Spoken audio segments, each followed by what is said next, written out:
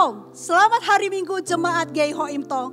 Kita kembali berjumpa dalam ibadah online di minggu keempat bulan Januari 2022.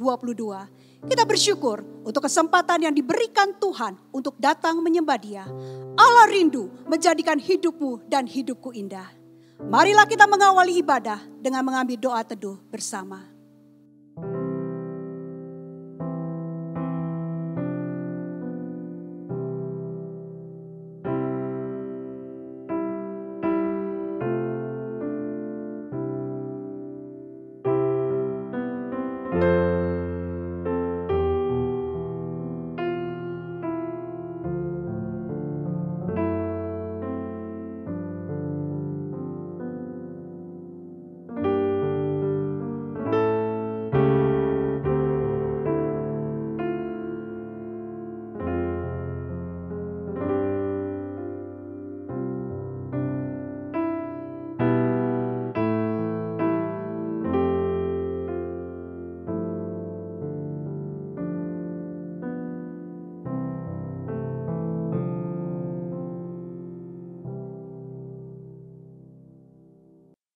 Jemaat, saya undang kita bangkit berdiri. Marilah kita memulai ibadah dengan satu pengakuan bahwa pertolongan kita adalah dalam nama Tuhan yang menjadikan langit dan bumi, yang tetap setia untuk selama-lamanya dan tidak meninggalkan perbuatan tangannya. Kasih karunia dan damai sejahtera dari Allah Bapa kita dan dari Tuhan Yesus Kristus menyertai kita. Nats panggilan beribadah minggu ini terambil dari Yohanes 14 ayat yang ke-6. Demikian bunyi firman Tuhan. Akulah jalan dan kebenaran dan hidup. Tidak ada seorang pun yang datang kepada Bapa kalau tidak melalui aku. Marilah kita menyatakan syukur kita kepada Yesus Kristus Sang Penebus kita dengan pujian. Puji Yesus.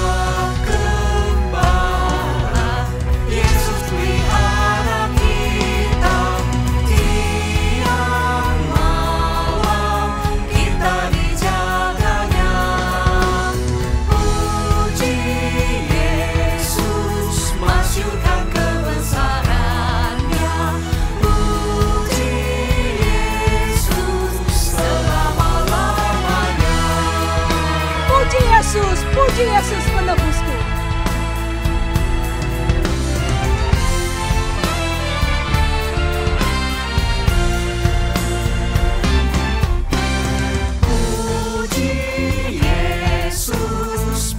Yesus penebusku.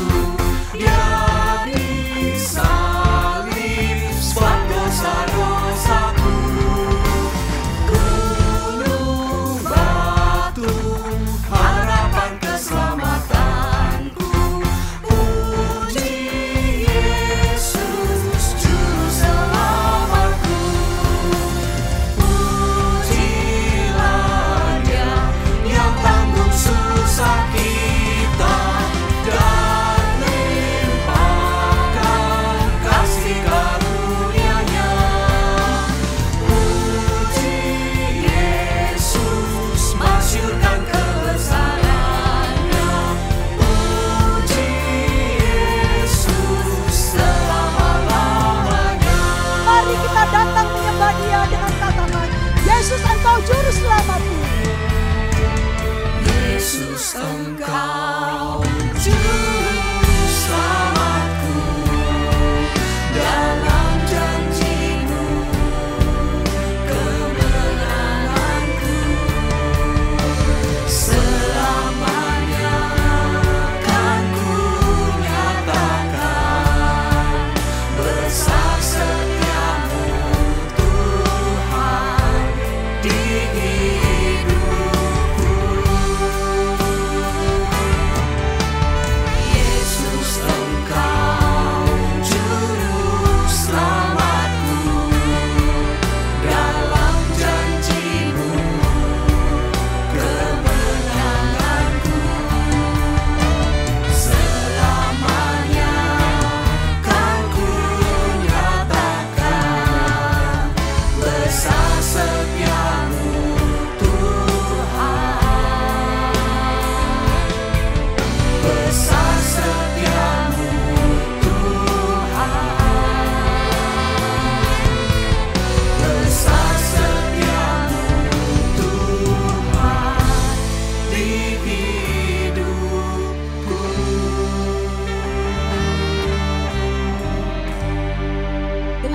bangkit berdiri, mari kita masuk di dalam doa. Ya Tuhan, besar setiamu. Seperti seorang gembala, Engkau memelihara kami. Siang dan malam Engkau menjaga kami dengan sempurna.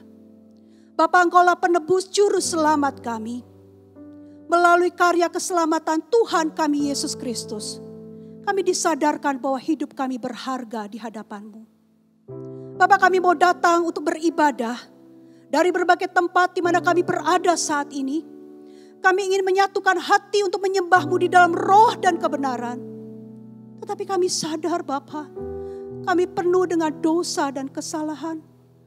Kami seringkali gagal untuk mengenal-Mu sebagai satu-satunya juru selamat. Oleh karena kami belum sungguh-sungguh hidup buat Tuhan. Kami seringkali berlaku bodoh. Oleh karena kami masih hidup berpusat kepada diri dan bukan kepada Kristus dan mentaati kebenaran firman-Mu. Bapak, kasihanilah kami orang berdosa ini.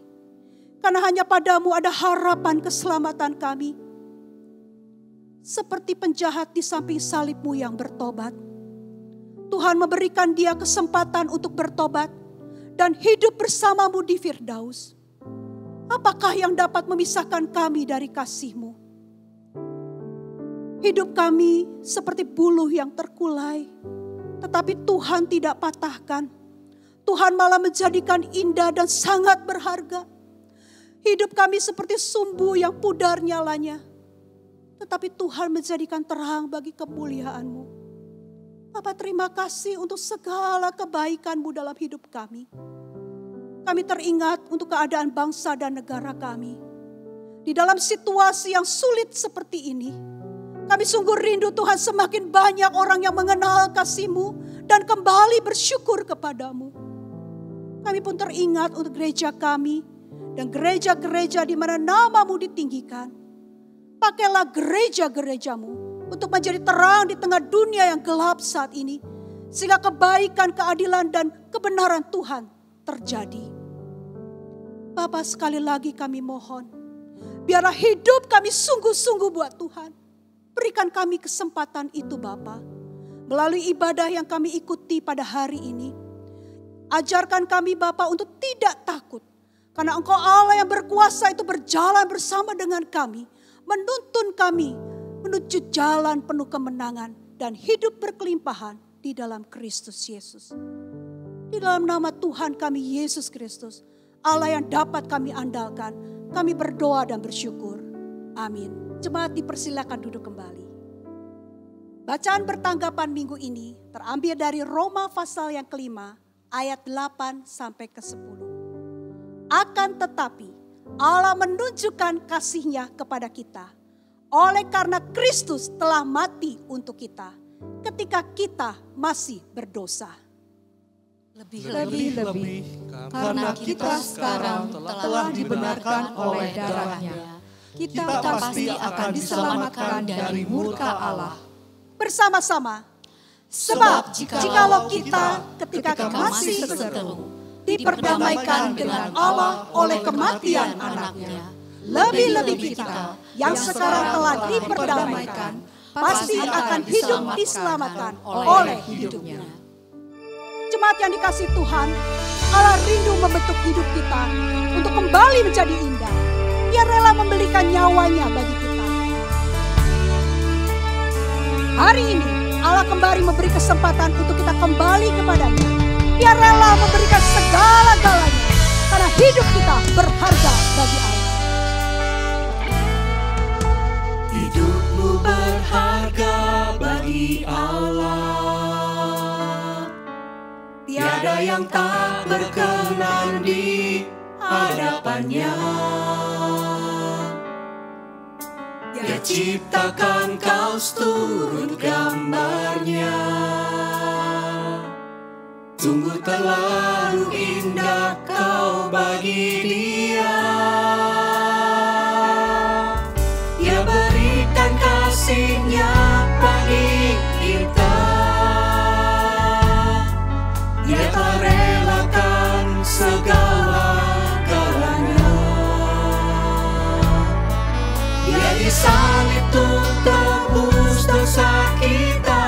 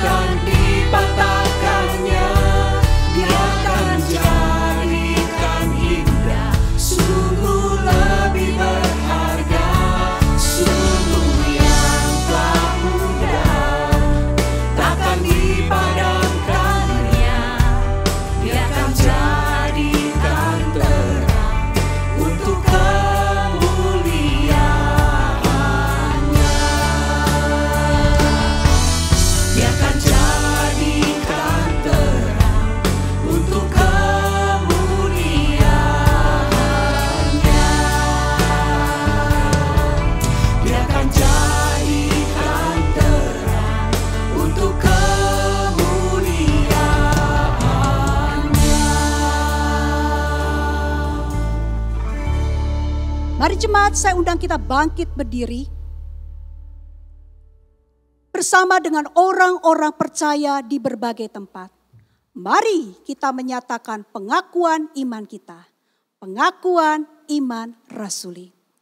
Aku percaya kepada Allah, Bapa yang Maha Kuasa, Khalik langit dan bumi, dan kepada Yesus Kristus, Anaknya yang tunggal Tuhan kita, yang dikandung dari Roh Kudus, lahir dari anak darah Maria, yang menderita sengsara di bawah pemerintahan Pontius Pilatus, disalibkan, mati dan dikuburkan, turun ke dalam kerajaan maut.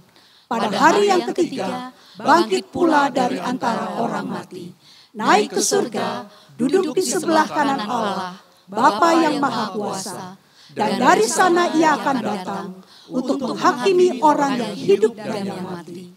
Aku percaya kepada Roh Kudus, gereja yang kudus dan am, persekutuan orang kudus, pengampunan dosa, kebangkitan orang mati, dan hidup yang kekal. Amin. Jemaat dipersilakan duduk kembali.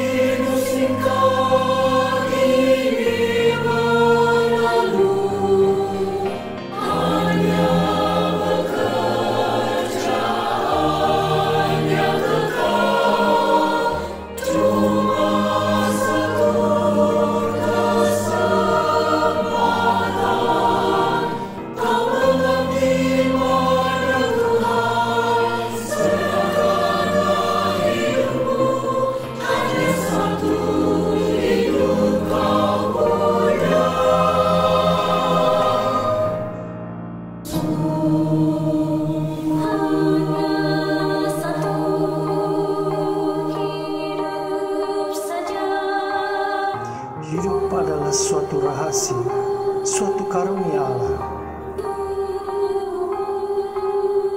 Hidup adalah suatu perlombaan di mana ada pergumulan dan ganjaran. Hanya satu hidup saja. Hidup adalah suatu perjalanan. Ada hal-hal untuk dilihat dan dialami, dan ada satu tujuan. Hanya satu Hidup ini tidak menentu, singkat, bagaikan asap atau bunga. Hidup itu kekal, karena kematian bukanlah akhir dari segala-galanya. hari lepas hari, bulan berlalu, roda waktu berputarlah terus. Musik bernyanyi, pujian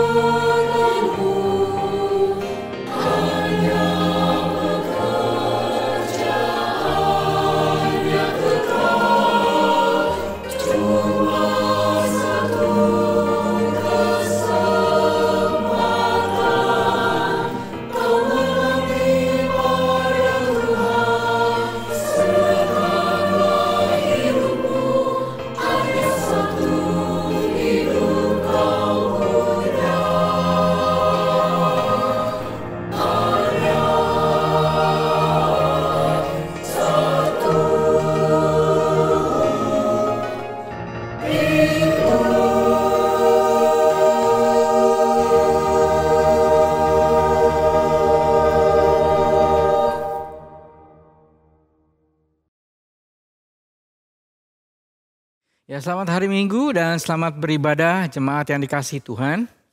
Untuk memulainya saya akan membaca nats yang akan kita renungkan bersama, yaitu dari Lukas 23 ayat 33 sampai dengan ayat 43. Lukas 23 ayat 33 sampai 43. Demikian bunyinya. Ketika mereka sampai di tempat yang bernama Tengkorak, mereka menyalibkan Yesus di situ dan juga kedua orang penjahat itu, yang seorang di sebelah kanannya dan yang lain di sebelah kirinya. Yesus berkata, "Ya Bapa, ampunilah mereka sebab mereka tidak tahu apa yang mereka perbuat."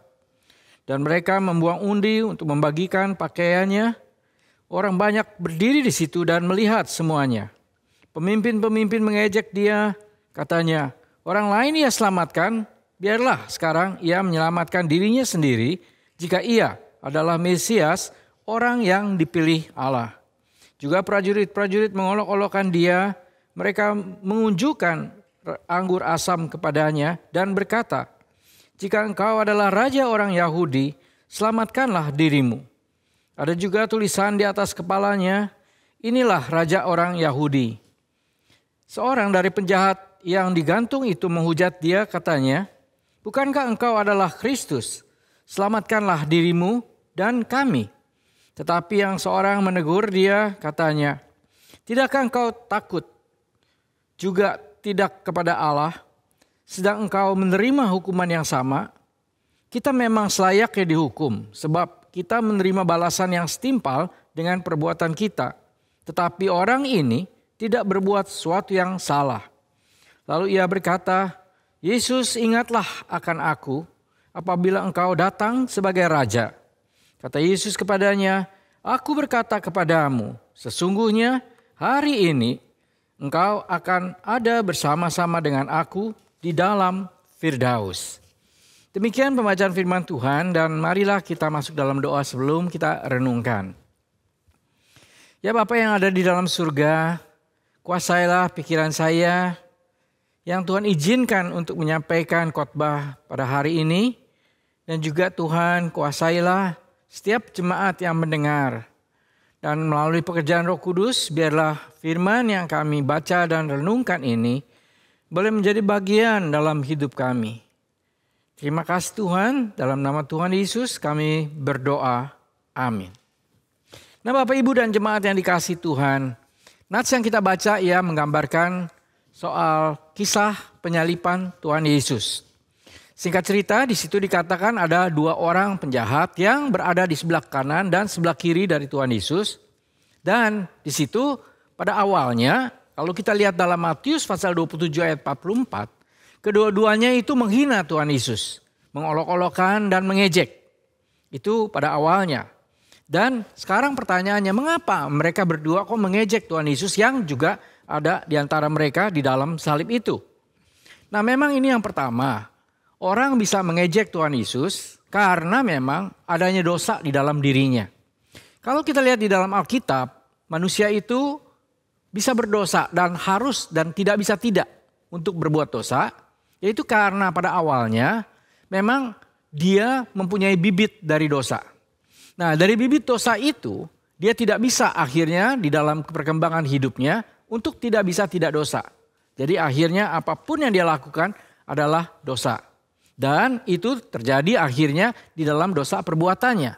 Jadi dia melakukan sesuatu yang akhirnya dia melakukan dosa. Dan itu bergulir seperti bukit bola salju. Jadi makin lama makin banyak dosanya dan makin lama makin besar dosanya. Nah inilah dia manusia. Nah manusia seperti inilah yang tadi kita lihat diwakili oleh dua penjahat yang berada dalam pada salib itu. Jadi dua ini dalam dosanya menghina dan mengolok-olokkan Tuhan Yesus. Nah sekarang kita bertanya lagi, lebih detail kalau kita lihat di dalam suasana pada waktu penyaliban itu. Kenapa kedua penjahat itu menghina atau mengolokkan Tuhan Yesus? Sebab suasana pada waktu itu betul-betul mendukung untuk bagaimana mereka menghina Tuhan Yesus. Saya katakan mendukung karena kita coba masuk ke di dalam peristiwa itu.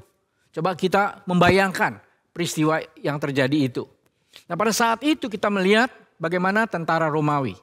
Tentara Romawi rupanya pada waktu penyaliban Tuhan Yesus itu bersatu padu untuk mempunyai satu kekuatan untuk menolak dan menjahati Tuhan Yesus. Dan lebih jauh daripada itu bukan hanya tentara yang bersatu, tapi pimpinan-pimpinan yang mewakili pemerintahan Romawi juga bersatu untuk menjahati Tuhan Yesus. Contohnya misalnya Herodes dan Pilatus. Di dalam Alkitab dicatat bahwa kedua orang ini sebenarnya tidak bersatu. Bahkan dikatakan mereka sebenarnya itu bermusuhan. Tetapi pada waktu peristiwa salib untuk menjahati Tuhan Yesus, maka apa yang terjadi? Mereka menjadi satu kesatuan yang sangat kuat untuk mengganyang Tuhan Yesus. Nah, inilah yang terjadi di dalam tentara Romawi dan pimpinan tentara. Nah, sekarang kita melihat lebih jauh lagi, yaitu bagaimana pimpinan-pimpinan agama pada waktu itu. Kita tahu ada 3 golongan agama pada waktu itu yang mewakili agama Yahudi, yaitu yang pertama orang-orang Farisi. Yang kedua para ahli Taurat, dan yang ketiga adalah orang-orang Saduki. Nah, ketiga golongan ini sebetulnya tidak akur. Bahkan bisa dikatakan mereka berseberangan satu dengan yang lain. Tetapi pada waktu kisah penyalipan ini terjadi, maka apa yang terjadi? Mereka sama seperti tentara Romawi tadi. Mereka sekarang menjadi satu kesatuan untuk berbuat jahat, melakukan kejahatan terhadap Tuhan Yesus. Nah, sekarang kita bayangkan tentang orang banyak. Orang banyak pada waktu Tuhan Yesus melayani selama 3,5 tahun. Itu dilayani luar biasa, dikasih luar biasa, dan diberikan hak sebagai seorang yang bukan orang-orang buangan, tetapi seorang manusia. Nah, di dalam kebaikan Tuhan Yesus kepada mereka, mestinya pada waktu kisah penyalipan, mereka itu paling tidak membela Tuhan Yesus. Atau kalau misalnya mereka tidak berani membela, paling tidak mereka diam. Tetapi apa yang terjadi pada waktu itu? Mereka bersama-sama berkomplot dengan para penjahat untuk menjahati Tuhan Yesus. Dan di situ kita melihat bagaimana mereka yang sebelumnya memuja-muja Tuhan Yesus, khususnya pada waktu masuk Yerusalem. Dan sekarang apa yang terjadi? Mereka sama-sama untuk berkata supaya Tuhan Yesus disalibkan. Jadi inilah kita lihat keadaan pada waktu itu. Sehingga akhirnya kita melihat suasana mendukung untuk bagaimana menjahati Tuhan Yesus. Dan kedua penjahat ini melihat hal demikian. Nah, sekarang yang lebih ngeri lagi pada waktu mereka berdua itu melihat keadaan Tuhan Yesus sendiri. Pada waktu itu kita melihat dan mereka juga melihat bahwa Tuhan Yesus diludahi, Tuhan Yesus dirajam, bahkan dipakai mahkota duri untuk menyatakan satu penghinaan yang luar biasa dan akhirnya disalibkan. Nah, disalibkannya ini lebih ngeri daripada kedua penjahat yang disalibkan itu. Kalau kedua penjahat itu mungkin cuma diikat oleh tali dan digantung disalib. Tetapi apa yang terjadi dengan Tuhan Yesus? Pada waktu itu Tuhan Yesus tidak cukup dengan ditali. Tetapi dipaku tangannya dan kakinya. Nah, jadi di sini kita melihat suasana keadaan pada waktu itu betul-betul mendukung dalam tanda petik untuk bagaimana orang-orang menghina Tuhan Yesus. Nah, inilah keadaan di mana akhirnya kedua penjahat itu melakukan satu penghinaan. Tetapi rupanya Alkitab khususnya di dalam Lukas ini mencatat lebih jauh daripada itu. Ternyata dari dua penjahat yang menghina Tuhan Yesus, ternyata salah satunya akhirnya bertobat. Nah, kita katakan bertobat karena mungkin dia melihat sesuatu dari Tuhan Yesus. Nah, sekarang pertanyaannya apa yang dia lihat pada Tuhan Yesus sehingga satu pikiran itu berubah. Dari dia menghina Tuhan Yesus, akhirnya dia ikut di dalam pengertian kepada salib Tuhan Yesus. Nah, ini kita bisa lihat kemungkinan besar, yaitu adanya mata kasih dari Tuhan yang sedang disalibkan itu. Nah, mata kasih itu diwakili dengan kalimat sebelum kedua orang ini bertobat. Yaitu di mana Tuhan Yesus berdoa kepada Tuhan untuk orang-orang yang jahat ini.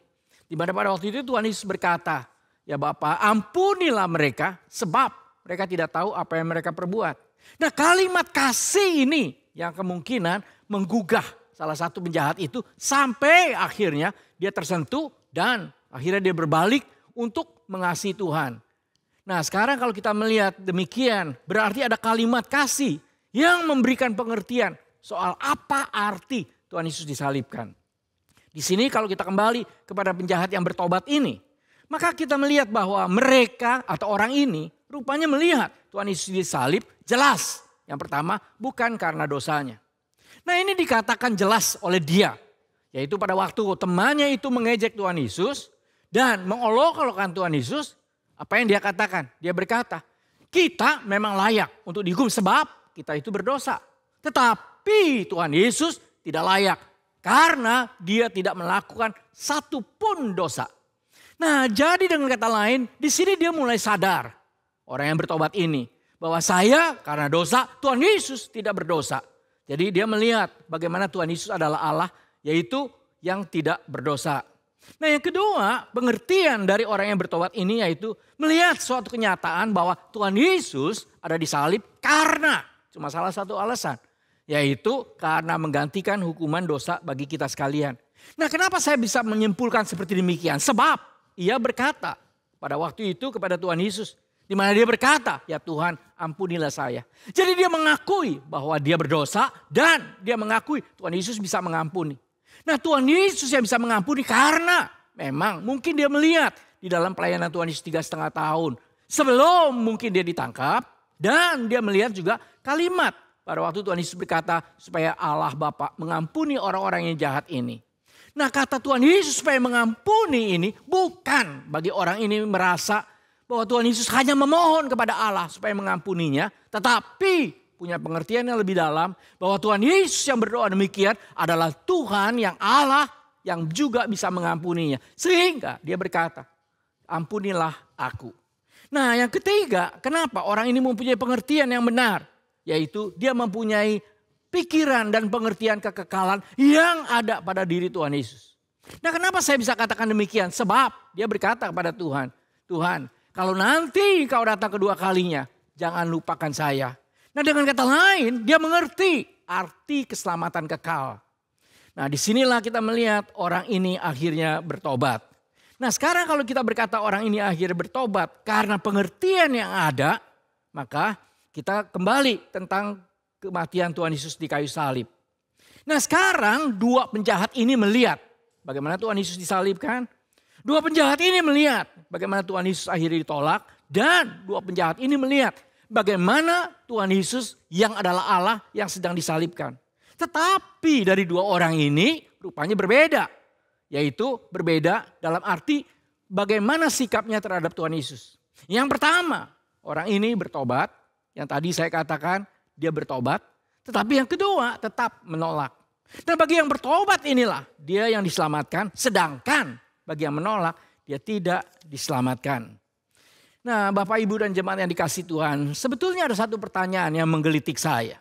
Sekarang pertanyaannya adalah dari mana orang yang bertobat ini tahu soal kedatangan Tuhan Yesus yang kedua kalinya?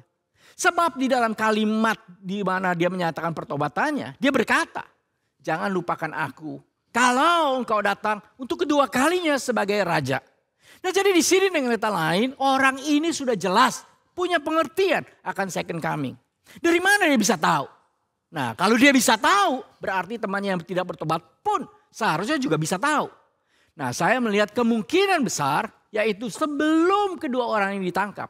Mereka itu mendengar pengajaran Tuhan Yesus dan masuk di dalam pikiran mereka tentang siapa Tuhan Yesus sebenarnya dan setelah hidup di dunia dan setelah pergi ke surga, bahwa Tuhan Yesus akan datang kedua kalinya. Ini ada di dalam pengajaran Tuhan Yesus dan kemungkinan besar dua penjahat ini tahu. Tetapi yang satu itu menolak dan yang bertobat ini menerimanya. Sehingga akhirnya dia diselamatkan.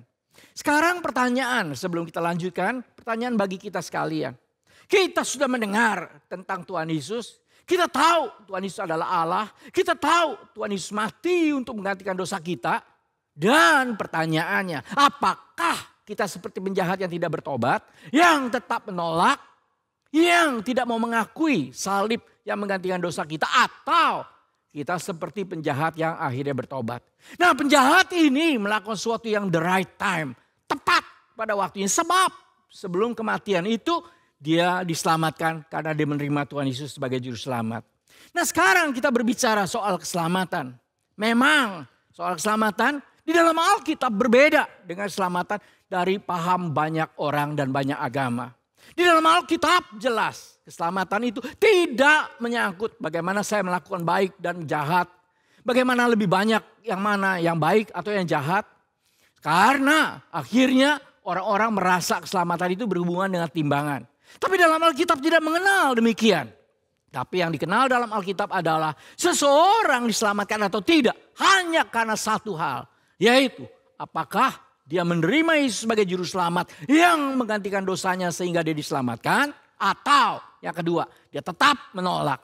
Nah inilah dia yang ada di dalam Alkitab. Nah sekarang kalau kita berbicara di luar Alkitab.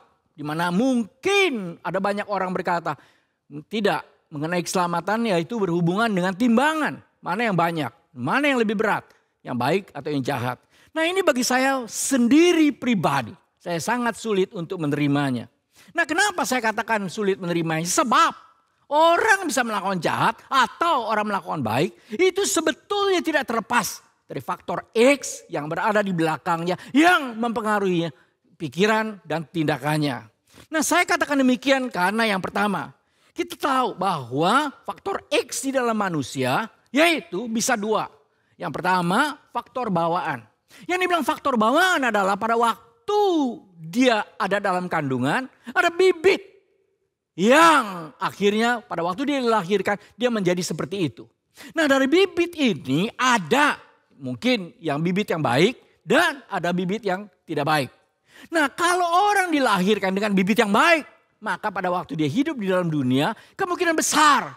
Maka perbuatan baiknya lebih banyak daripada perbuatan jahat. Tapi kalau dia punya bibit yang jahat, maka yang jahatnya lebih banyak daripada yang baik.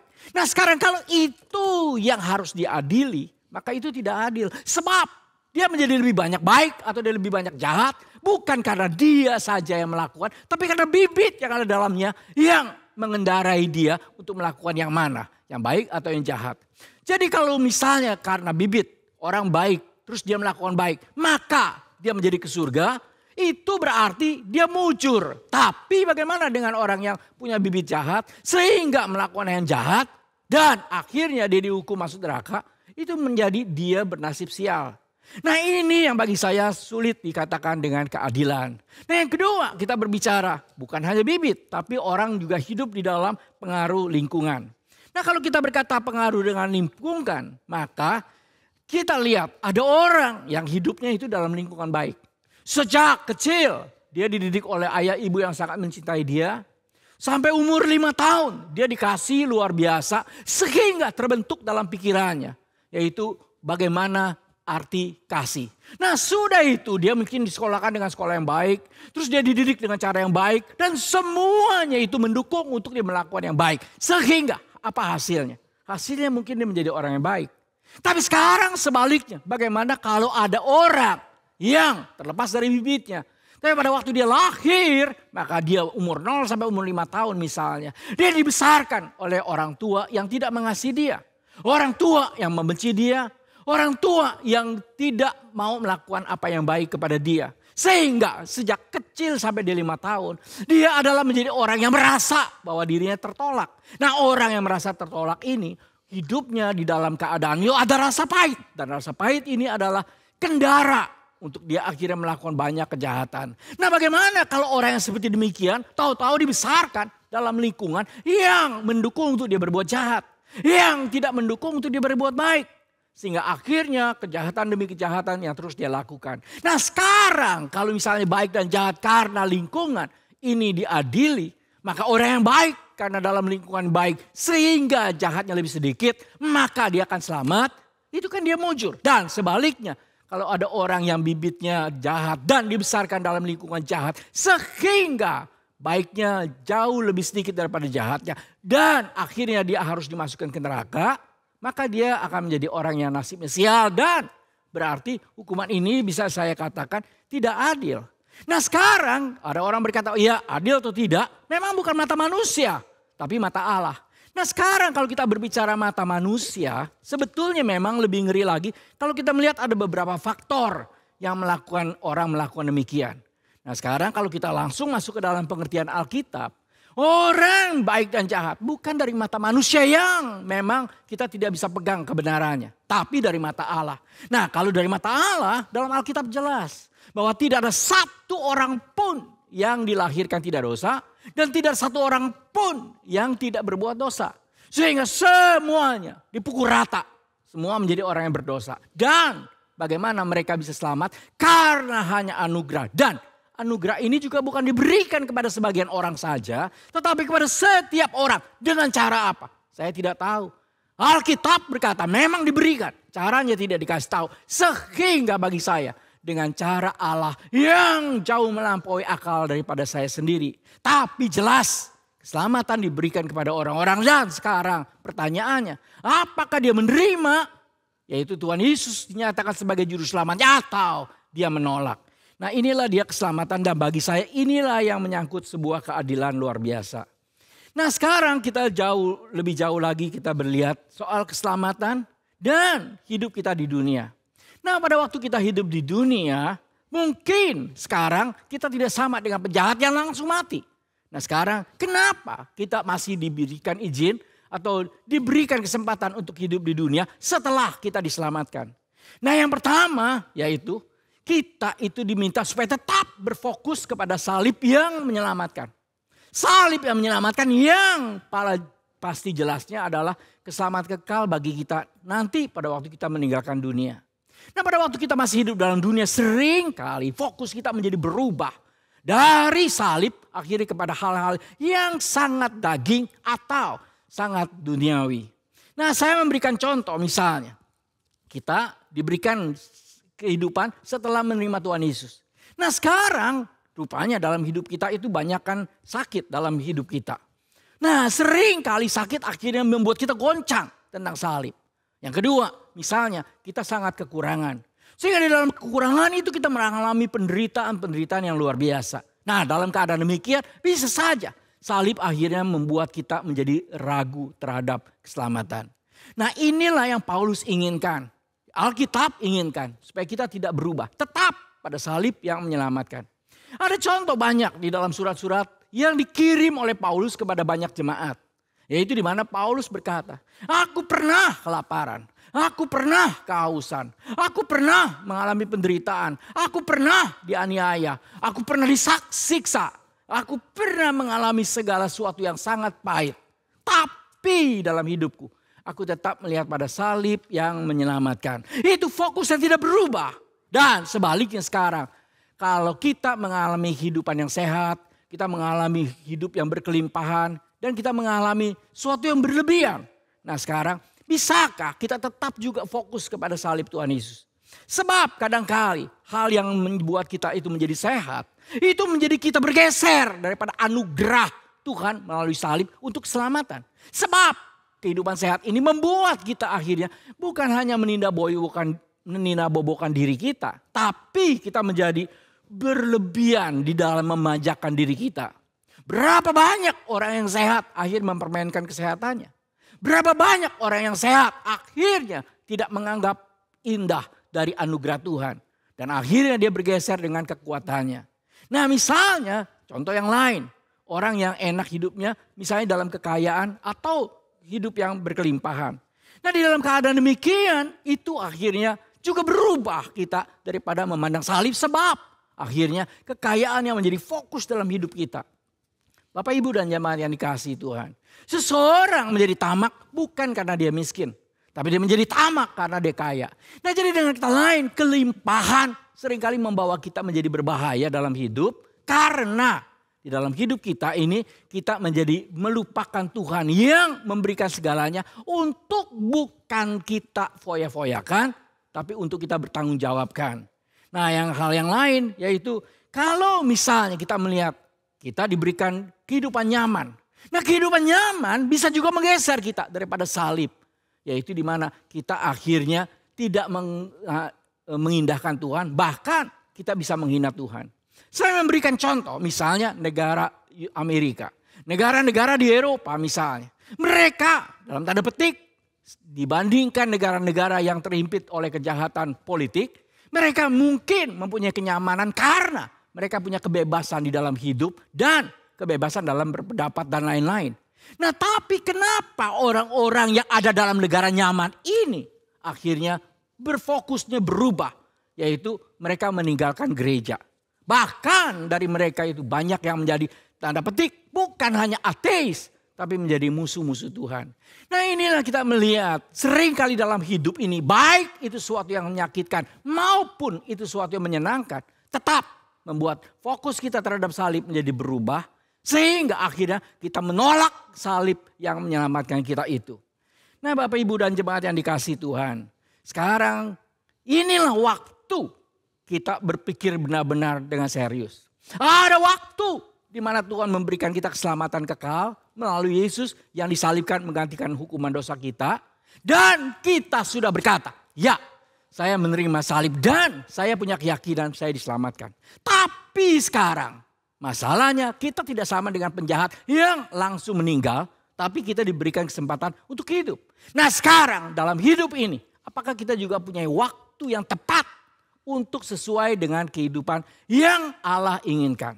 Nah sekarang kehidupan yang Allah inginkan yang pertama adalah kita mengakui bahwa salib adalah membawa kita ke dalam keselamatan kekal. Itu yang tidak boleh berubah apapun yang terjadi. Dan yang kedua, kalau memang saya sudah diselamatkan, saya tetap melayani Tuhan. Nah untuk ini saya akan mengajak kita merefleksi hidup kita. Apakah kita itu tepat? Yaitu hidup di dalam jalan salib Yesus. Nah di dalam keadaan demikian saya akan tutup dengan 2 ilustrasi yang menggambarkan. Apakah kita menghargai keselamatan? Apakah kita melakukan sesuatu yang berhubungan setelah kita diselamatkan? Nah yang pertama yaitu ada satu cerita. Yaitu tentang seorang misionaris Amerika yang melayani di Afrika. Singkat cerita, setelah 27 tahun dia mengalami satu penyakit sehingga harus balik ke Amerika. Nah pada waktu dia balik dia naik kapal dan kebetulan di kapal itu entah kenapa Presiden Amerika yang mungkin sedang tamasya ke Afrika untuk berburu dan tamasya yaitu sengaja naik kapal laut yang mungkin kelasnya VIP tapi satu kapal laut dengan misionaris itu untuk pulang ke Amerika. Nah pada waktu kapal itu mendekati benua Amerika, mendekati daratan. Dan misionaris ini melihat begitu banyak orang yang berkerubung untuk menyambut. Siapa yang disambut? Jelas Presiden Amerika yang bernama Eisenhower. Nah di situ akhirnya kapal itu mendarat. Nah begitu menempel darat maka mereka turun. Yang pertama turun adalah Presiden Amerika tadi.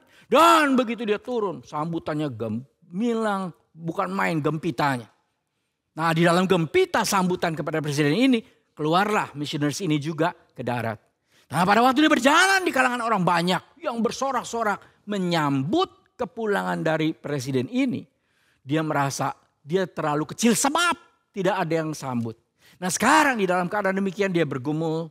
Dan dia marah kepada Tuhan. Di mana dia berkata, Tuhan aku melayanimu 27 tahun. Sampai aku kena penyakit yang tidak bisa disembuhkan di sana. Sampai aku harus pulang ke Amerika. Tapi siapa yang sambut aku? Tidak ada. Sedangkan presiden itu yang hanya berburu dan naik kapal yang VIP. Sekarang begitu mendarat disambut dengan begitu banyak pada waktu pulang Amerika. Dia marah kepada Tuhan. Tetapi pada waktu marah ada satu pengertian yang Tuhan berikan kepada dia. Yaitu di mana Tuhan ajak dia berpikir. Anakku, engkau bukan pulang ke Amerika, tapi engkau singgah ke Amerika. Kapan kau pulang? Nanti kalau engkau pulang ke rumah Bapakku di surga.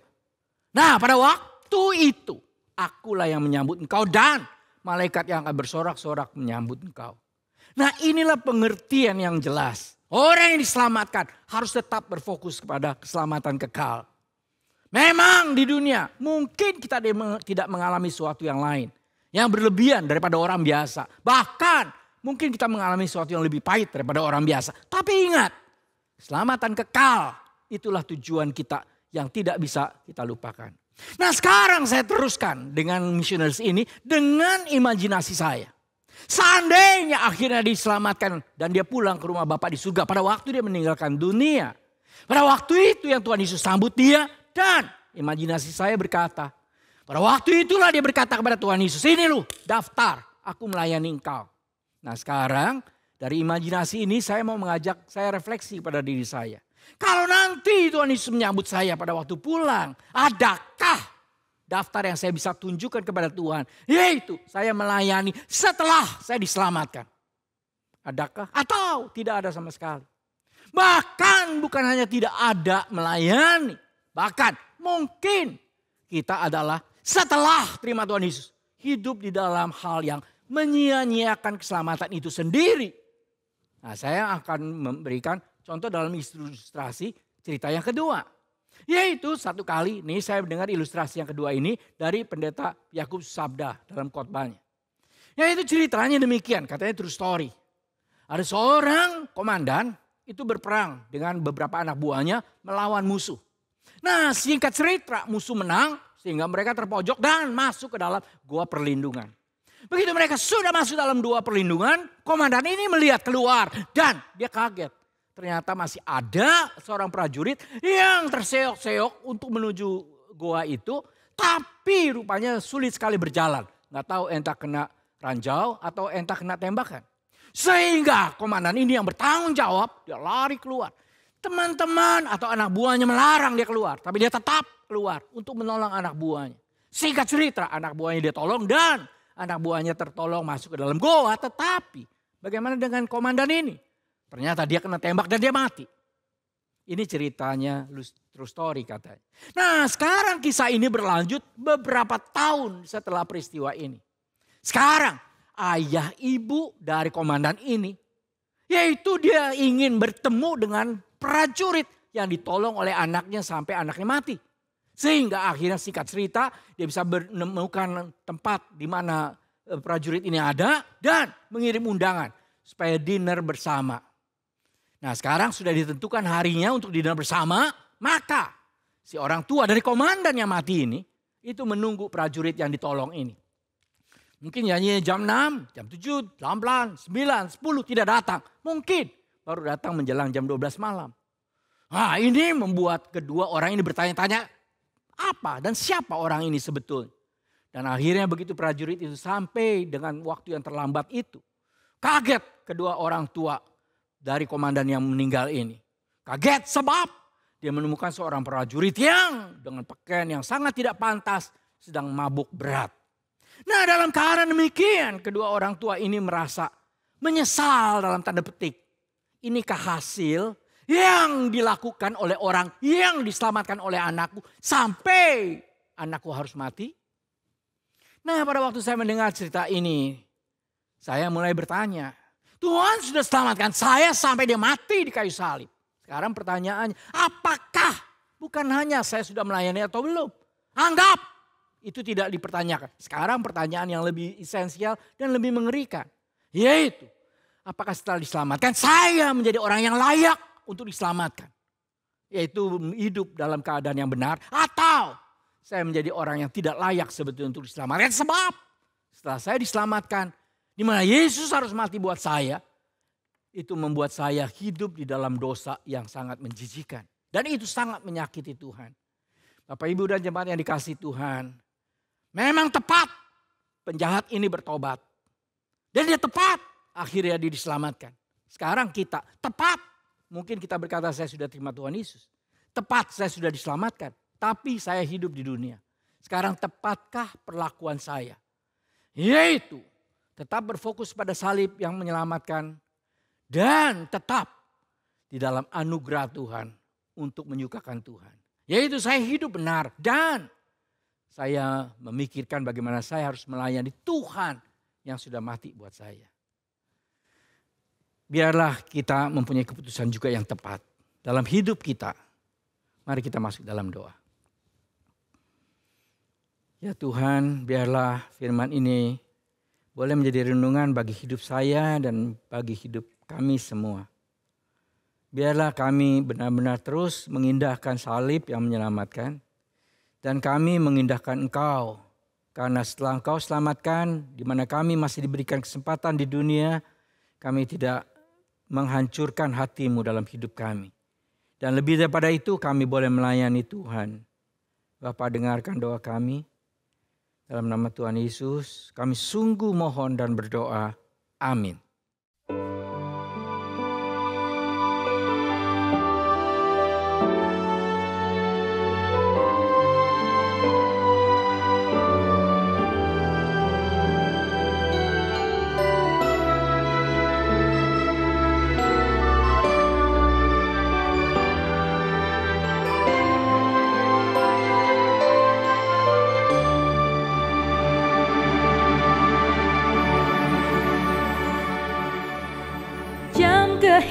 Kehidupan diputar sekali, dan tak seorang pun tahu kapan kan berhenti. Mungkin hari ini, mungkin esok, mungkin nanti, cepat atau lambat, tak seorang pun tahu bila waktunya.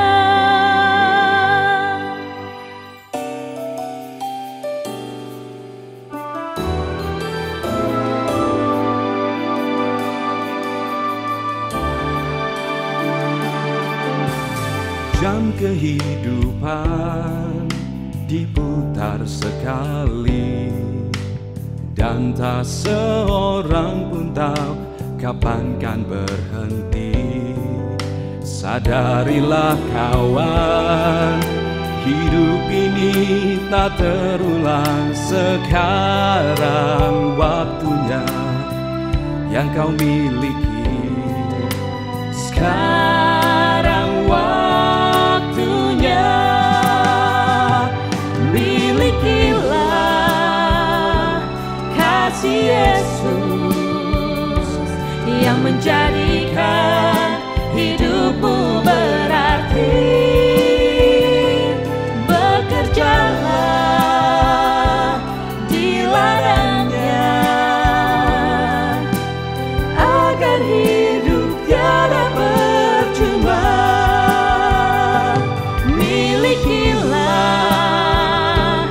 kasih Yesus yang menjadikan hidupmu berarti. Bekerjalah di ladangnya agar hidup tiada percuma. Agar hidup tiada percuma.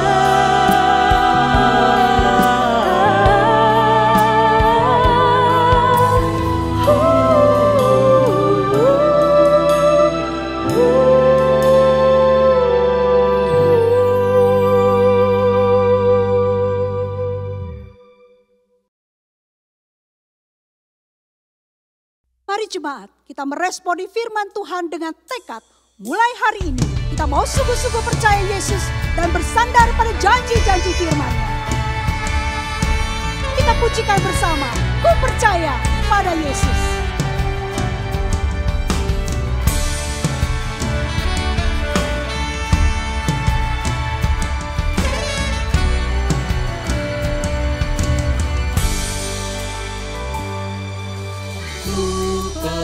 Percaya pada Yesus dan firman-Nya yang bakal. Ku bersandarkan janji-Nya, turut sabda yang mulia. Yesus, Yesus, ku percaya selamanya setia. Yesus, Yesus, indah mulia. Oh, tambahlah imanku. Darahnya dicurahkan. Ku percaya pada Yesus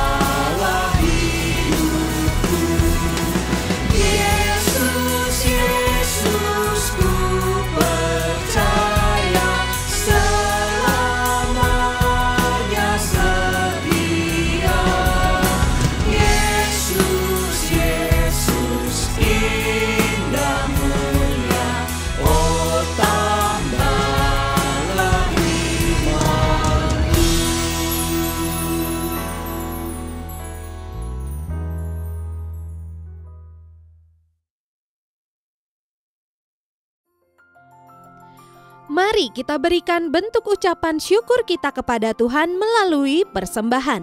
Saudara dapat memberikan persembahan melalui scan QR Code yang tertera pada layar Anda.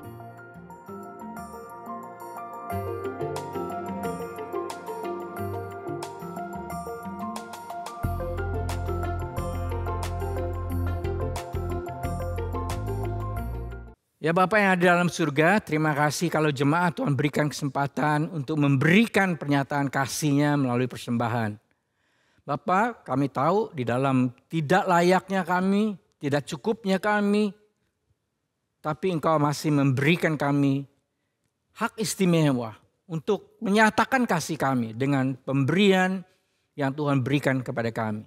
Terimalah Tuhan sebagai persembahan yang kudus, yang menyenangkan hati Tuhan. Biarlah jemaat dengan sukacita dan damai dari Tuhan untuk terus melakukan pelayanan kepada Tuhan. Dengarkan doa kami Tuhan, karena dalam nama Tuhan Yesus kami mohon dan berdoa. Dan jemaat yang dikasihi Tuhan, marilah kita akhiri kebaktian kita ini dengan menerima berkat dari Tuhan. Kiranya kasih, penyertaan, kemurahan, pertolongan dari Allah Bapa, Allah Putra, dan Allah Roh Kudus senantiasa bersama dengan jemaat sekalian, sekarang sampai selama-lamanya. Amin.